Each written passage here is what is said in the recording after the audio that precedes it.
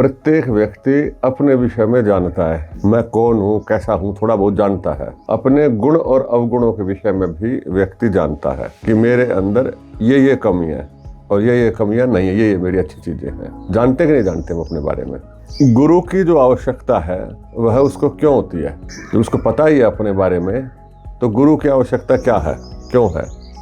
तो उसके पीछे दो मुख्य कारण हैं इस दृष्टि से। पहला तो ये है कि उसके गुणों की वृद्धि होगी वहां से और अवगुण उसके समाप्त होंगे गुरु के निर्देशन से, मार्गदर्शन से। और दूसरी बात, व्यक्ति जब तक गुरु के सानिध्य में नहीं रहता तो प्रायः वो अहंकारी हो जाता है। उसको पता ही नहीं चलता मेरे ये अवगुण है या ये मेरे गुण है। गुरु उसको देख करके यह बता पाता है कि आपके भीतर ये गुण है और ये अवगुण है, अथवा इन गुणों को तुम और धारण करो।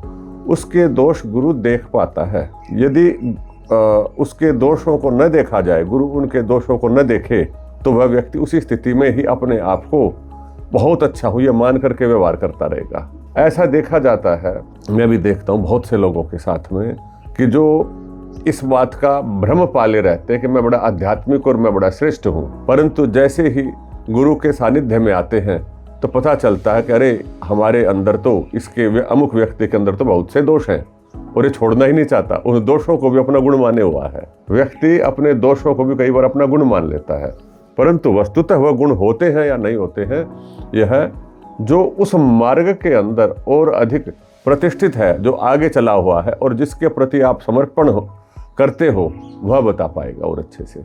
नहीं तो हमें लगता है हम तो बहुत अच्छे हैं, उसी स्थिति में खत्म हो जाता है व्यक्ति। ये संसार के लोग जो जी रहे हैं ना, लड़ रहे हैं, एक दूसरे से भिड़े पड़े हैं, ये सारी इसी स्थिति में ही है। बहुत सारे लोग, गुरु का मतलब कोई गुरु मान लेना, बना लेना, गुरु जी से नाम लेना, वो गुरु का मतलब नहीं है। गुरु का भी मतलब यही है कि उसके सानिध्य में रहना, अंतेवासी बन के रहना, तभी ये बात संभव हो पाती पूर्ण रूप से, अन्यथा संभव नहीं है। अन्यथा तो जो दोष हैं वह दोष ही हमारे को घेर के रखते हैं। हमें नहीं पता चलता कि हमारे अंदर कितने दोष हैं। किसी व्यक्ति ने एक चित्र बनाया, बहुत सुंदर चित्र बनाया, और उस चित्र के अंदर उसको लगता बड़ा सुंदर चित्र है। छोटे से बच्चे चित्र बनाते हैं, आपने देखा है ना, और माता पिता उसको बहलाने के लिए क्या कहते हैं, अध्यापक भी, बहुत अच्छा चित्र है तेरा, और उसको नंबर भी दे देते हैं, गुड दे देते हैं, ऐसा बोलते हैं ना विद्यालय के अंदर, गुड, वेरी गुड दे देते उसी चित्र के अंदर। तो क्या वो चित्र सच में इतना अच्छा होता है? बच्चा तो बड़ा खुश हो जाता है कि उसको गुड मिल गया। तो वास्तव में उस चित्र में अभी बहुत सारे सुधार करने की आवश्यकता है। हम अपने स्तर पे अपने चित्रों को देख रहे होते हैं और हमें अपने चित्र अच्छे लगते हैं, अर्थात अपने गुण। चित्र बने एक अपने चित्त का स्वरूप। यहाँ पर चित्र मतलब रंगी हुई चीज, जो इसमें रंग भर दिए, तो जो आपको अपने रंग पसंद आ रहे हैं। और कुछ लोग आपके आसपास के लोग हैं जो आपका हित चाहते हैं अथवा आपसे उनका मोह होता है, वह आपका मोह में आपकी प्रशंसा करते हैं, अथवा आप उस मार्ग पर और आगे बढ़े इसलिए थोड़ा सा प्रेरणा रूप में प्रशंसा कर देते हैं कि हाँ बहुत अच्छा और करो। परंतु वो प्रशंसा करने वाला सच में जानता है कि अभी इसमें बहुत अधिक सुधार की आवश्यकता है। और जब वो सुधार की आवश्यकता के लिए उस व्यक्ति को कहता है कि भाई तू अब इसमें वैसा सुधार कर, और वो यूँ कहे, जो व्यक्ति ने चित्र बनाया, छोटे बालक ने जो भी है, नहीं मैंने तो बहुत अच्छा बनाया है, तुमने तो कही थी बहुत अच्छा है, अब इसमें क्या सुधार की आवश्यकता है? ठीक है। तो और ऐसे ही वो बहुत से चित्र बना दे एक बात को देख करके, तो इससे उसके अंदर जो गुण वृद्धि होगी वह नहीं होगी, वो वहीं की वहीं रुक जाएगा। तो ये संसार के लोग जो रहते हैं, प्राय संसार में 70-80% लोगों की बात है, तो इनको लगता है हम बिल्कुल ठीक है, बहुत बढ़िया है, और अपने इर्द गिर्द, अपने चारों ओर ऐसे लोगों को रखते हैं कि जो उनकी प्रशंसा करते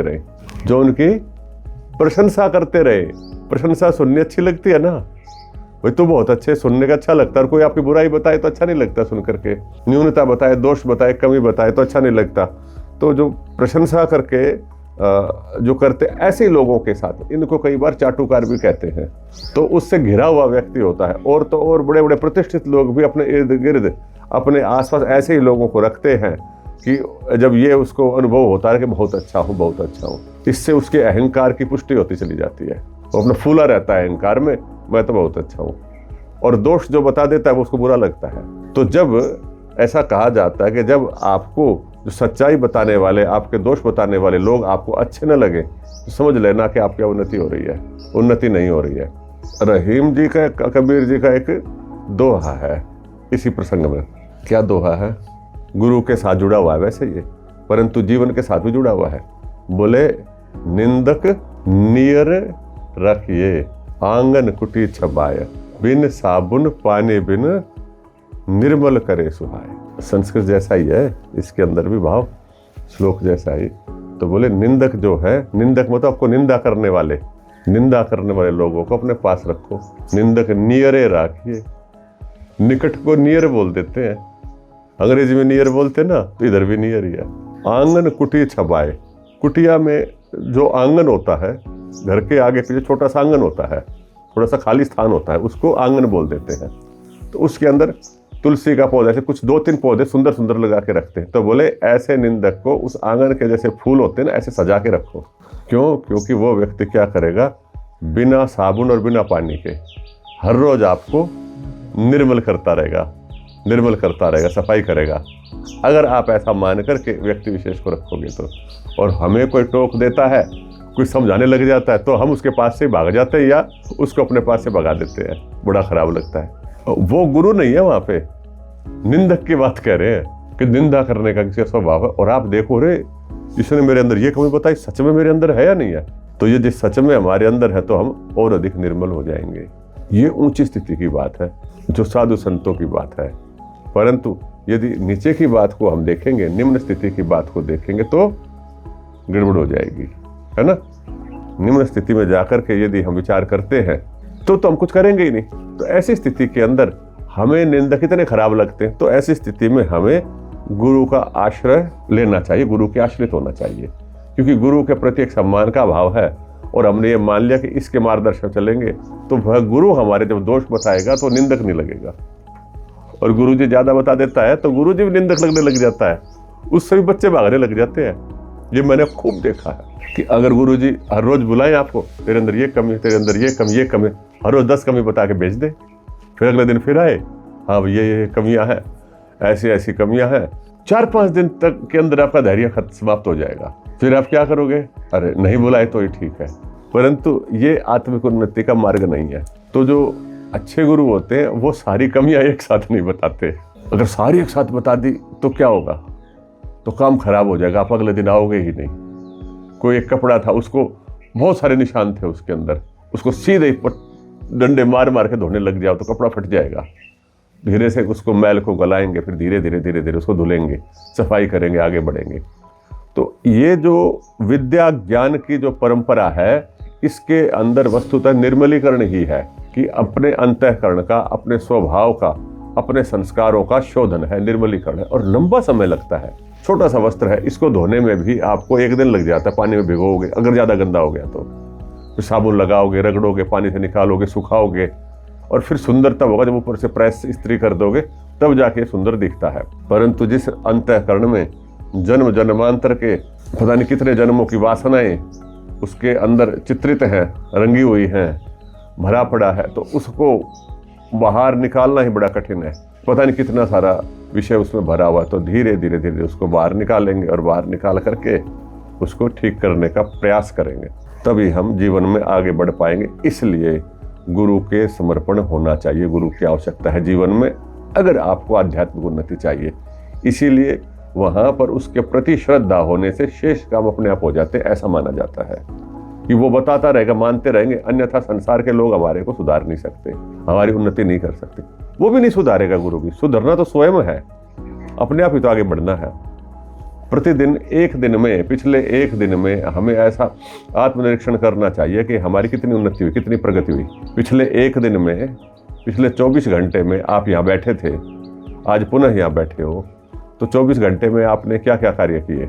आपने भोजन खाया, स्नान आदि किया, मल मूत्रों की निवृत्ति भी करी, आपके शरीर में एक ऊर्जा भी आई। अब आपकी आयु भी एक दिन बढ़ गई। परंतु एक दिन में देह की आयु तो बढ़ गई, परंतु आपकी मन की स्थिति में कोई परिवर्तन आया कि नहीं आया? अच्छी चीज ग्रहण हुई कि नहीं हुई? या जिस स्थिति में वहीं के वहीं रुके हुए पिछले एक दिन में, अगली और बढ़े कि नहीं बढ़े? पिछला एक संस्कार था, बोले सो जाना था, कुछ नहीं करना, बोले 2 दिन का टाइम है, उसको पास कर दो, फिर तो घर जाना है ना। तो अभी एक दिन और हो गया, ये तो नहीं गिन रहे तुम, है? एक दिन और कर दिया खराब। अभी 1 दिन और हो गया, 1 दिन और हो गया और भाई हो गए 10 दिन हो गए, चलो जी अंदर ओहो बहुत बढ़िया। मन व्यक्ति आगे बढ़ने की अपेक्षा से पीछे छुड़ाने के चक्कर में रहता है, परंतु हर परिस्थिति में व्यक्ति को यह जानना चाहिए कि आगे मैं बढ़ पा रहा हूं कि नहीं बढ़ पा रहा हूं, समय का सदुपयोग हो पा रहा है अथवा नहीं। सदुपयोग ये नहीं है कि रोगी हो गए तब भी लगे पड़े हो, नहीं, कुछ तो आप आगे बढ़ने का काम करो, जीवन में कुछ तो उपलब्धि प्राप्त करो, जीवन में प्रतिदिन में कुछ तो आपका विकास होना चाहिए। पिछली अच्छी चीजें जो आपको आती उन्हीं का आवर्तन कर लो तो दृढ़ हो जाएंगी, ये भी अच्छी चीज है। और यदि नहीं हो पा रहा है तो एक बड़ा दोष आप कर रहे हो, यह दोष आपको बताया जा रहा है। आपके साथ में कोई कर्तव्य बता दिया गया, उस कर्तव्य का पालन, कल बताया था ना कर्तव्य के बारे में कि जो उपदेश है वो आपको आपके कर्तव्य बताने के लिए होता है, तो उसी प्रकार से एक उपदेश बता दिया मैंने अभी आपको।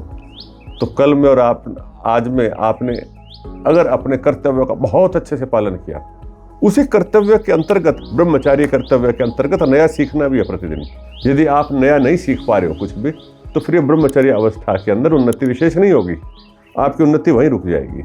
यह नहीं है पढ़ाई वाली चीज सीखनी, नहीं, प्रकृति के विषय में कोई ज्ञान, जीवन के विषय में कोई ज्ञान, किसी विद्या के विषय में कुछ तो अतिरिक्त आना। यदि आप ऐसा इस मार्ग पर इस प्रकार से चल पा रहे हो तो वास्तव में एक बड़ी अच्छी बात है।